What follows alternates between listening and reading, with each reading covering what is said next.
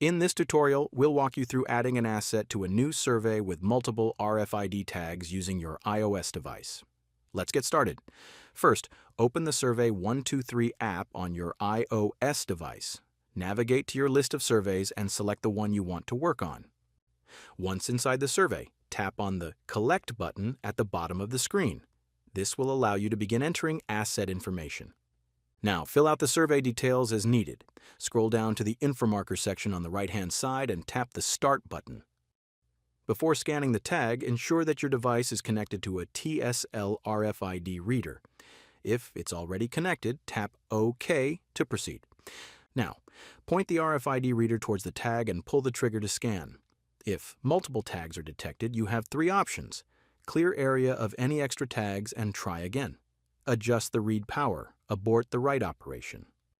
We'll choose Adjust Power.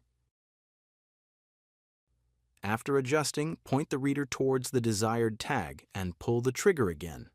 This time, the app successfully writes to the tag. When the form reappears, it confirms that the tag was successfully written.